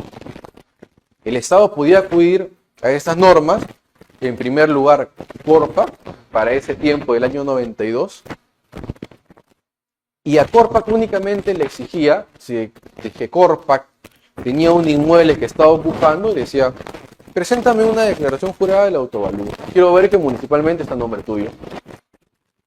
Y que además el predio está siendo ocupado por ti. Tú preséntame esos documentos con un planito, una memoria descriptiva del predio y pasa a los registros públicos.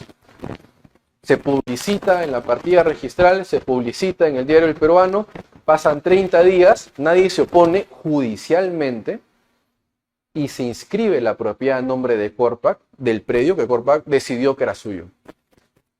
El Estado le requería a Corpac que acreditara propiedad, que presentara su título, no.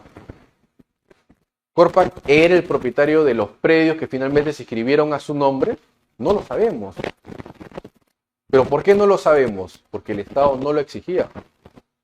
Si vemos las inscripciones registrales que se realizaban producto de estas normas, veíamos a Corpac que se inscribía como el nuevo propietario en mérito a el decreto supremo 006-92-TC, y el título archivado era estos documentos: declaración jurada de autovalúo, plano de memoria descriptiva y una declaración que no hubo una oposición judicial en el plazo de 30 días luego de las publicaciones. Y si acaso se presentaba la situación en la que había una persona que decía que en realidad ella era la propietaria legítima del bien y el Estado se hizo de la propiedad de manera irregular, y la persona buscaba el título archivado, solo encontraba estos documentos. No encontraba el título de propiedad de Corpac. Corpac se decía propietario, pero ni siquiera tenía que declarar que era propietario. No se lo exigía la norma. Le bastaba simplemente cumplir estos documentos que les he mencionado e inscribía propiedad registralmente. Y esta norma del 92 dio lugar a una segunda norma del 94. Decreto Supremo 024-94-PCM. Y esta vez fue Sedapal, la empresa estatal, a la que se le permitió lo mismo, bajo un mecanismo célere que no podía ser cuestionado por los registradores, inscribir propiedad de determinados bienes que estaba ocupando. Y era natural. Sedapal actualmente ocupa infinidad de inmuebles que no son suyos, que no los ha saneado, o que puede que lo sea, pero no los ha terminado de sanear. Y en esos escenarios, incluso que también este problema se presentaba antiguamente, bastaba que Sedapal no dijera que era propietaria. El registrador no le decía, tráeme tu título de propiedad. ¿Qué sucedía? Bastaba que presentara unos documentos adicionales, los que les he mencionado, y se inscribía a la propiedad. Y dentro de ese trámite célere, uno podría decir, pero finalmente se podían oponer. El privado o la persona que tuviera interés en el predio, que dijese que tuviera algún derecho, podía oponerse. ¿Lo podía hacer? Sí, efectivamente, normativamente lo podía hacer porque estaba previsto que se podía oponer. ¿Qué oposición? Era una oposición simple, bastaba con que presente el privado un documento a la oficina de Sedapal y dijera, yo soy el propietario del predio que estás intentando inscribir a nombre tuyo. O le dijera a Corpac, por si acaso, el predio es mío, yo tengo mi título de propiedad y lo he utilizado durante muchísimos años, indudablemente es mío, no sé por qué tú dices que es tuyo. Y presentaba un documento a la empresa Corpac o Sedapal. ¿Eso bastaba para que el trámite se paralizara? No. Las normas exigían una oposición judicial. Es decir, que estas empresas tenían que ser emplazadas judicialmente en un proceso en el cual el que se decía propietario se opusiera al trámite de saneamiento de bienes estatales. Si no eran emplazados, avanzaban con el trámite. ¿Y qué tiempo tenían para... El privado tenía para instalar el juicio y que se notificara? 30 días.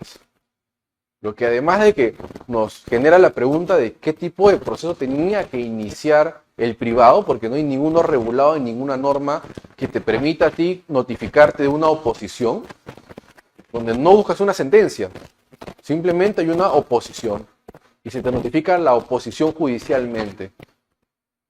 ¿Qué proceso será ese? La verdad que desconozco, nunca he visto un trámite judicial que se haya iniciado con estas características, pero era lo que preveía la norma. Y claro, la norma no lo hacía porque simplemente dijera por un tema de seguridad, ¿no? Porque de alguna manera quería asegurarse que el Estado inscribiera propiedad a costas de la propiedad privada. Y no solo sucedió con estas dos empresas públicas, sucedió también con Petroperú, en el marco del incentivo a las inversiones privadas, el hecho de atraer inversión extranjera y mejorar, por lo tanto, patrimonialmente las empresas para que sean vendidas. También se emitió el Decreto Supremo 054-94-PCM. Y en esta lo mismo. ¿Qué se le pedía?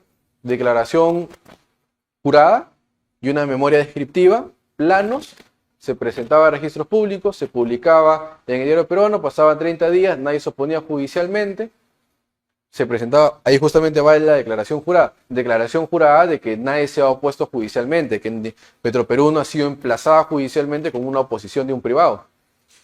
Y eso generaba que se presentaba a registros públicos los documentos y el Estado inscribía propiedad. Interesante, el Estado inscribía propiedad y el Estado aparecía como propietario. ¿Por qué? Porque lo decía el Estado. Y el Estado podía no acreditar propiedad. Y no nos confundamos. No estamos en aquellos escenarios en los cuales el Estado puede que tenía un título de propiedad imperfecto, tenía un título de propiedad dañado y con lo cual tenía algunos problemas para llegar a registros públicos. Pero finalmente el Estado era propietario. No. Ese documento, ese título, le era indiferente al Estado. Corpac podía no tener ningún documento, podía decir, es mío, o sea, lo he ocupado hace 10 años, debe ser mío. Y presentaba los documentos y se escribía a nombre de Corpac. Y lo mismo podía hacer Sedapal y Petroperú. Y luego esto se extendió un poco más con la ley 26512 y todo el ámbito del sector de educación y transportes también podían hacer lo mismo bajo la idea de que se había declarado necesidad pública el saneamiento legal de predios del Estado. Y lo mismo, empresas del sector educación y del sector transportes podían hacer lo mismo. Y finalmente, ya esto es lo más impresionante, lo más increíble, el Decreto Supremo 130-2001-EF, que permite a todas las entidades del Estado, ya se extiende a todas, seguir este trámite para inscribir propiedad. Y este decreto supremo actualmente está vigente. Y el Estado no tiene que acreditar propiedad, pero finalmente inscribe propiedad. Y entonces,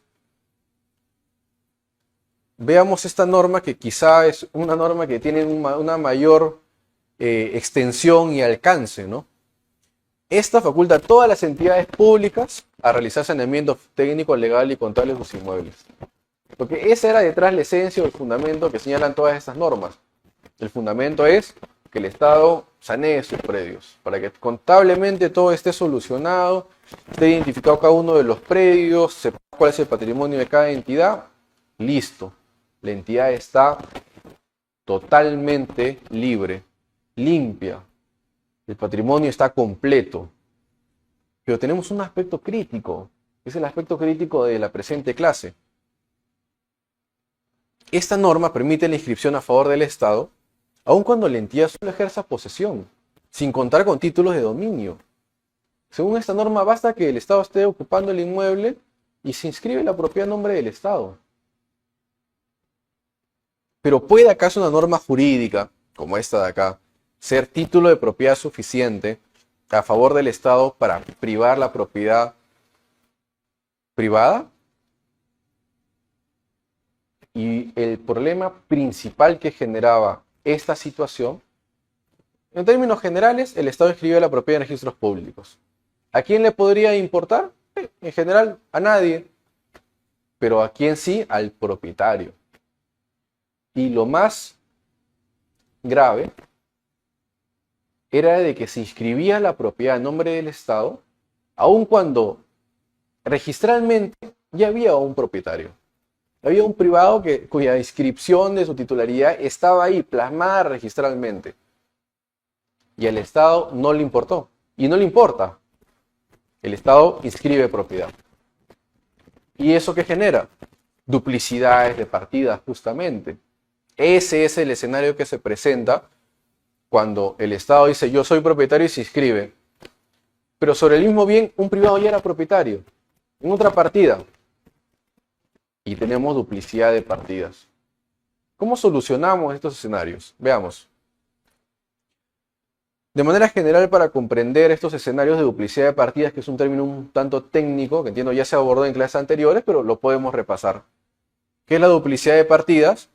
Se produce cuando se abre más de una partida registral sobre el mismo espacio geográfico, total o parcialmente, ¿no? Con lo cual la duplicidad de partidas puede ser total o parcial.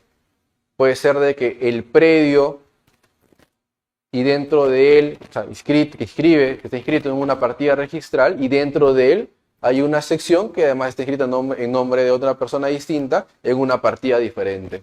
Duplicidad de partidas total. O puede ser parcial. Tenemos acá una propiedad, acá otra, y la intersección, ¿no? Aquí hay el espacio inscrito en ambas partidas, pero a nombre de propietarios diferentes, porque cada partida tiene un propietario diferente en el caso que les pongo, genera justamente una duplicidad de partidas parcial. Pero genera evidentemente incertidumbre. Y pone en riesgo el tráfico inmobiliario. Porque yo puedo estar contratando con la persona que dice que es propietaria. Y veo la partida registral y efectivamente es propietaria. Pero ¿qué sucede?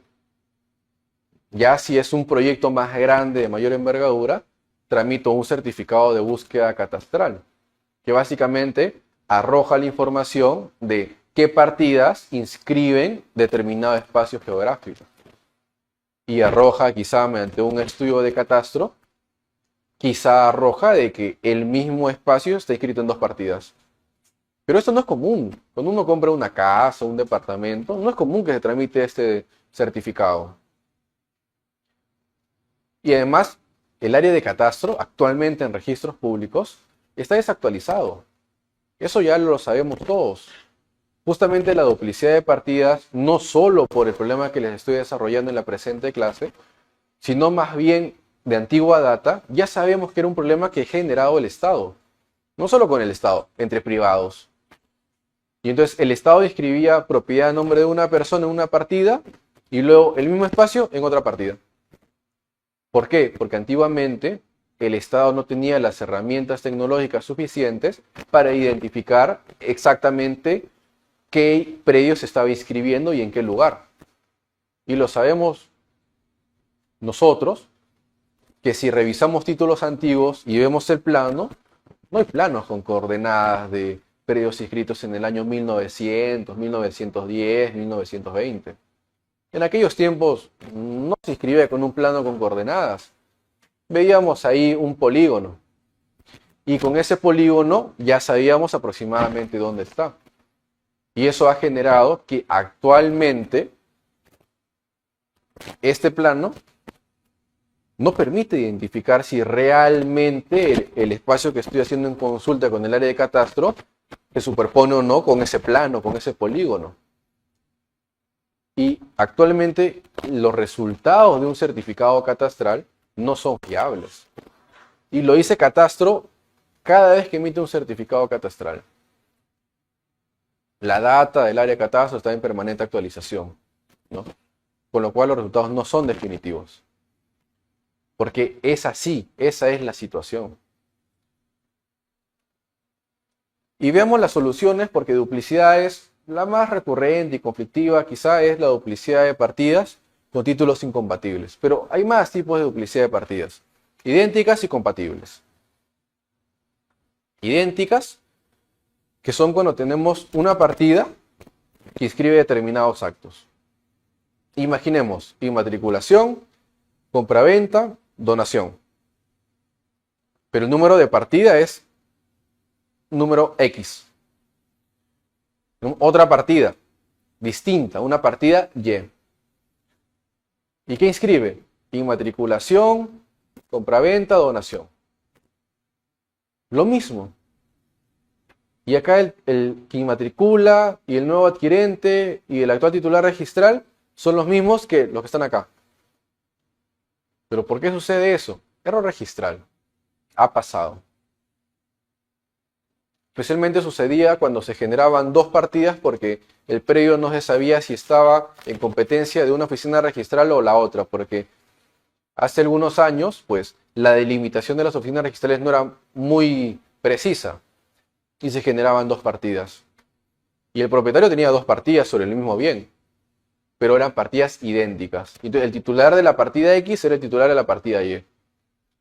Partidas idénticas, la solución simple, no hay un problema, no hay una controversia. Se cierra la de menor antigüedad porque no hay conflicto de derechos.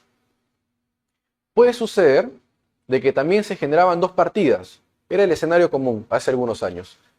Se generaban dos partidas sobre el mismo inmueble y se inmatriculaban a nombre de X, la persona X. Y entonces, X, por ejemplo, inscribía en una partida que lo dio en hipoteca. Y en otra partida que se inscribió una carga técnica, por ejemplo. Y en la partida que también está la hipoteca, que se inscribió una demolición. Las inscripciones son distintas, no son idénticas. No estamos en el caso acá de las partidas con inscripciones idénticas, pero son inscripciones compatibles. Y por ello es que si los asientos no se contradicen, no hay conflicto, se unifican en la partida más antigua. Tenemos la partida 1 y la partida 2. La partida 1 es más antigua, la partida 2 es menos antigua, más reciente. Entonces, las inscripciones de acá se trasladaban acá. Se hacía la correlación y esta se cerraba. Se hizo una anotación, la presente partida ha sido cerrada porque los asientos han sido trasladados a la partida 1. Y la partida 1 comprendía todos los asientos, incluidos los de la partida 2. Escenarios que no generan mayor conflicto, simples. Pero también tenemos el escenario más conflictivo en la práctica inmobiliaria. Duplicidad de partida con inscripciones incompatibles. Los asientos son contradictorios. Sobre el mismo bien se inscribe el propietario es A. Y sobre el mismo bien se inscribe una partida distinta que el propietario es B. Y cada uno hace lo que quiera. A lo transfiere a C, D y F. Y B lo transfiere a X, Y y Z. Y cada partida tiene un propietario distinto. En ese escenario, ¿no estamos acaso ante asientos contradictorios? Claramente hay propietarios distintos. Y uno dirá, yo soy el propietario, y el otro dirá, no, yo soy el propietario. ¿Cuál es la solución? Una solución preliminar es el cierre administrativo. ¿Esto qué implica? Que se inicia un trámite de cierre de partidas, cualquiera lo puede hacer si que identifica la superposición, pasa al área de catastro identifica la duplicidad de partidas de manera ya casi cierta, casi sin dudas, porque nunca es completamente claro. Y luego notifica. Escribe en las partidas el inicio del trámite de cierre de partidas y notifica a los propietarios afectados. Y si uno de ellos se opone,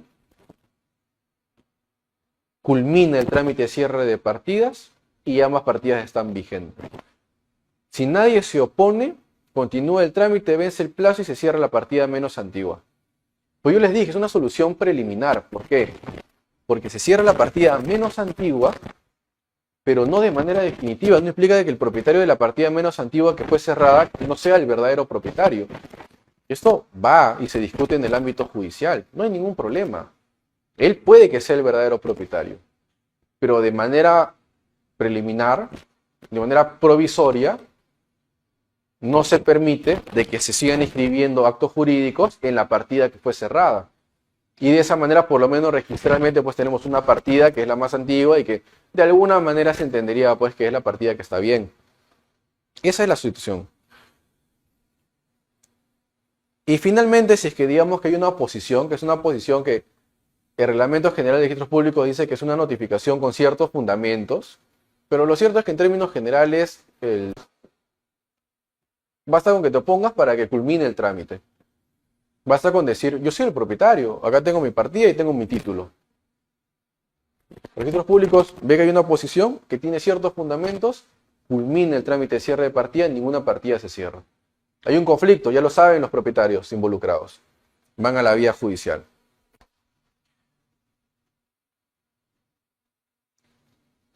Y ante estos escenarios, en los que hay un conflicto de duplicidad de partidas, tenemos varios principios. Pero la pregunta es, ¿los principios registrales solucionan situaciones de duplicidad de partida? Un tema también ampliamente debatido, actualmente en boga, seguramente lo han tomado o lo ha sido abordado por algunos profesores del presente diplomado. Y la respuesta, desde la opinión personal, es que no. No aplica el principio de prioridad registral, artículo 2016, no aplica el principio de pública registral, 2014. ¿Por qué? Porque estos principios están referidos. En principio, estos principios delimitan quién es el propietario en base a quién ha actuado de buena fe.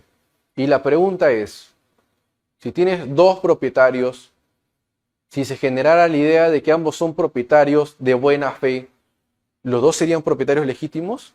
Es contradictorio realmente. Pero no solo ello, sino que los principios registrales están dispuestos para solucionar determinados escenarios concretos. Fe pública registral, si es que el título del ajenante es defectuoso. Prioridad registral, si es que hay títulos incompatibles, se da preferencia al que escribió primero. Pero presumen que registros públicos es un registro que está bien hecho. Por lo menos desde el ámbito de las inscripciones registrales, cómo se realizaron estas. Ciertamente fue pública registral. El transferente no lo era porque materialmente había otro propietario. Pero Registros Públicos inscribió la transferencia a favor del propietario que acordó pues y adquirió de quien era propietario registralmente. Ahí Registros Públicos actuó bien. El estudio de los títulos se hizo bien, la inscripción se hizo bien. Solo que materialmente había una situación que lamentablemente Registros Públicos no la podía saber. Lo mismo con la prioridad registral. Pero en el caso de la duplicidad de partidas, el error es grave. Porque Registros Públicos no funciona bien en los casos de duplicidad de partidas. Justamente se genera la situación de la duplicidad de partidas porque Registros Públicos no funciona bien. No funciona bien a tal punto de que tenemos dos partidas que escriben el mismo predio. ¿Cuál debería prevalecer? El que actuó de buena fe, ambos pudieron haber actuado de buena fe. Si un terreno, por ejemplo, baldío, ambos pudieron realizar la posesión y decir, bueno, normal, yo soy el propietario. Ambos serían propietarios, es ilógico, porque no es el escenario que está hecho para ser solucionados a partir de los principios registrales.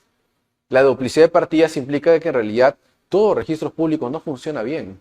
Y ese escenario en el cual Registros Públicos falló, pero no falló por causas extrarregistrales, falló por causas registrales. Registros Públicos permitió que ya había una partida que escribir un predio y permitió que se escriba uno adicional.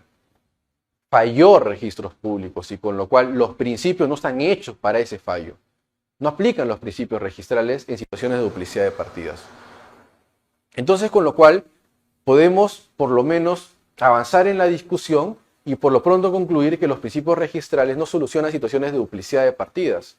Y eso es fundamental, porque actualmente muchas duplicidades de partidas, y quizás será muy útil como un dato extra para aquellos que tengan litigios vinculados a duplicidad de partidas que cada vez son más, entenderán de que los principios registrales no son una solución, no son una opinión aislada. Ya tiene cierto acogimiento en la doctrina nacional e incluso en la jurisprudencia nacional. Los principios registrales no aplican a situaciones de duplicidad de partidas. Aquellos escenarios que fueron previstos para ser solucionados por los principios registrales no son aquellos en los cuales el Estado o Registros Públicos falla inscribiendo el mismo predio en dos partidas. Entonces pasemos a la siguiente discusión. Entonces veamos, la duplicidad generada por el Estado a partir de estas normas de saneamiento no pueden ser solucionadas a partir de las normas o principios registrales. Entonces, ¿qué hacemos? Las normas de saneamiento no son fuentes legítimas de adquisición de la propiedad. Son mecanismos a lo sumo o instrumentos de publicidad registral. Y esto implica que en realidad deben ser entendidas las normas de saneamiento físico legal que hemos descrito y de las cuales hemos hablado un poco a detalle, que son normas que no otorgan propiedad. Simplemente permiten regularizar propiedad a nivel registral. Nada más. Pero si el Estado no era propietario, no pudo convertirse en propietario producto de la inscripción registral que se realiza por las normas que mencioné previamente. Y esto justamente parte del análisis constitucional de la protección del derecho de propiedad. Si estas normas otorgaran propiedad por sí mismas, serían confiscatorias, claramente. Porque le bastaría al Estado simplemente decir, por si acaso estoy ocupando estos bienes, por favor, registros públicos, inscríbelo a nombre mío. Si la lectura fuera de que las normas estas otorgan propiedad, entonces el Estado estaría legitimado a inscribir propiedad basándose simplemente en el mero dicho del Estado, sin que realmente sean los propietarios. Y con lo cual estaríamos ante un escenario claramente confiscatorio. El Estado no puede permitirse afectar la propiedad privada quebrantando de manera ilegal el artículo 2, inciso 16 de la Constitución y también el artículo 70 de la Constitución tal como hemos desarrollado hasta ahora. Solo son válidas o serían interpretables constitucionalmente válidas estas normas si el Estado ya era dueño previamente, porque tenían un título de propiedad. Porque si el Estado no era propietario, de ninguna manera se puede entender que estas normas otorgaron propiedad. Más bien, debe entenderse como que son normas que a la luz de la Constitución son válidas. No hay ningún problema con estas normas. Pero en tanto se entienda de que no son normas que están afectando el derecho de propiedad privado. ¿Cómo afectarían el derecho de propiedad privado? Si acaso estarían quitando la propiedad sin que el Estado sea propietario, es decir, cuando el Estado se vuelve propietario, por un mecanismo distinto a la expropiación prevista en el artículo 70 de la Constitución. Estas normas hacen eso. Si entendemos que sí, son inconstitucionales. Si las interpretamos para que sigan siendo vigentes a la luz de la Constitución, entendemos que ese no es el escenario previsto en las normas que hemos señalado previamente. ¿Cuál es el escenario entonces? Es el escenario en el cual el Estado ya era propietario, tenía un título. Por si acaso, yo le compré a tal privado en determinado año porque me era útil el predio para un proyecto del Estado. Y lamentablemente el contrato pues lo tengo en una minuta con firmas legalizadas. Yo no puedo escribir esto en registros públicos, lo voy a presentar y el registro público me va a decir, por favor, presenta tu proceso de otorgamiento de escritura pública. Entonces, el Estado se ahorra tiempo, inscribe propiedad sin necesidad de acudir a determinados trámites que pueden ser latos, que pueden demorar tiempo, que pueden afectar patrimonialmente al Estado. Ahorramos tiempo y el Estado inscribe su propiedad que ya previamente había adquirido y la inscribe legítimamente en registros públicos. ¿Cuáles son aquellos mecanismos en los cuales podemos acudir si consideramos que el Estado ha expropiado incorrectamente, ha confiscado, mejor dicho, la propiedad privada? Estas son las soluciones que les voy a plantear un poco para que ustedes reflexionen que cuáles podrían ser los mecanismos, quizá hay algunos adicionales a estos, que podrían ser utilizados por los privados para recuperar aquello que les fue confiscado por el Estado. Ya con esto vamos culminando la clase y vamos reflexionando un poco de todo lo que hemos hablado hasta ahora. Tenemos el proceso de mejor derecho de propiedad. El proceso de mejor derecho de propiedad es una acción declarativa. Básicamente, el que se presenta como demandante dice, yo soy el propietario. Y hay una persona adicional, que puede ser el Estado, que se dice que también es propietario. No, no es cierto, yo soy el propietario. Vamos a un proceso de mejor derecho de propiedad en contra del Estado. Y ahí, procesalmente, la estrategia va a ser pedir la exhibición del título de propiedad del Estado. Y esto es fundamental. Hay pronunciamientos de la Corte Suprema, incluso recientes, que dan por sentado de que porque el Estado inscribió propiedad con ocasión a determinadas normas, que son las que les he mencionado previamente, basta para entender que el Estado es propietario. Y le dan un tinte incluso de interés social porque dicen, bueno, pero es que el Estado, le es útil al Estado este espacio porque lo ha utilizado para construir tal y tal cosa. El Estado no puede perder ese predio. No lo dicen expresamente, pero este es el sentido que se le da. Pero lo cierto es que el Estado no puede confiscar la propiedad simplemente diciendo, me acogí a un trámite célere y finalmente yo soy el propietario porque ahí está la inscripción registral. ¿Basta la inscripción para acreditar propiedad? No, de ninguna manera. Ya le dimos una lectura constitucional a estas normas. Y la lectura es, Estado, eres propietario solo si tenías un título de propiedad válido antes de inscribir registralmente la propiedad a tu nombre. Mejor derecho de propiedad, pidiendo la exhibición del título de propiedad del Estado. Reivindicación. Si es que el Estado estamos seguros que no tiene ningún título, porque lo podemos pedir inicialmente por acceso a la información pública. Por acceso le pedimos entidad tal del Estado. Bríndame tu título de propiedad por el cual tú adquiriste el predio que tienes inscrito a tu nombre en tal partida registral. Y el Estado busca, porque está obligado a buscar, y te dice, no tengo un título de propiedad. Nos vamos a la reivindicación. De frente. Una acción imprescriptible. Puede que el Estado lo haya estado ocupando muchísimo tiempo. Vamos a la reivindicación. Decimos, Estado, devuélveme la posesión del bien. Recuperas la posesión frente al poseedor no propietario. Claro, lo común es que vayamos a un proceso de mejor derecho de propiedad y como pretensión accesoria se le acompañe una de desalojo. Sería lo más común porque además de la pretensión accesoria de desalojo, pedimos también otra segunda accesoria de cancelación de asiento registral a nombre del Estado. Y una adicional si nosotros queremos, ya para sanear todo listo, que la propiedad está a nombre del demandante. La reivindicación sería si acaso el Estado hubiera inscrito propiedad y te basta la reivindicación porque quieres la posesión. Además de que tendrías que pedir ciertamente la cancelación del asiento registral al nombre del Estado. Lo podrías hacer, pero entramos en un juego un poco que ha sido debatido incluso hasta ahora, de si la reivindicación por detrás tiene un análisis de mejor derecho de propiedad. La reivindicación es el propietario que no es no poseedor contra el poseedor que no es propietario. Es decir, en el fondo también estamos discutiendo quién es el propietario, pero se llama reivindicación y no mejor derecho de propiedad.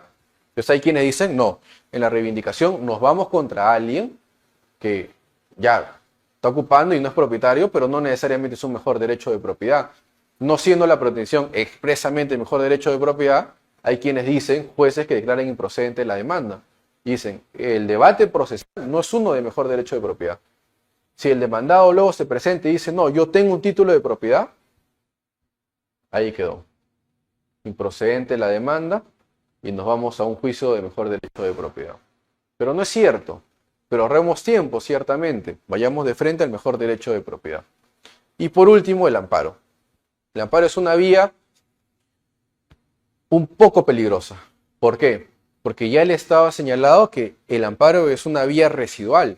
Solo si no hubieran acciones adicionales judiciales que pudieran a ti recuperar aquello que perdiste legítimamente, recién te vas al amparo. Y las hay. Pero lo cierto es que el Estado ha sido flexible frente a afectaciones tan graves a la propiedad como las que les he mencionado.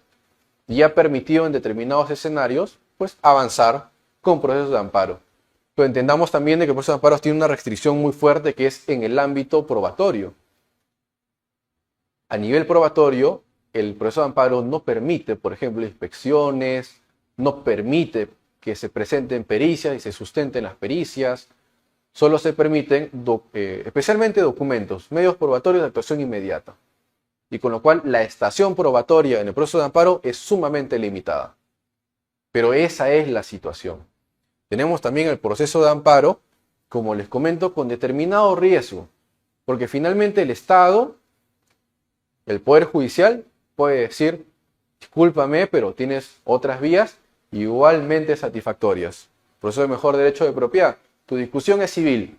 Vete al mejor derecho de propiedad. Vete a la reivindicación. Vete al desalojo.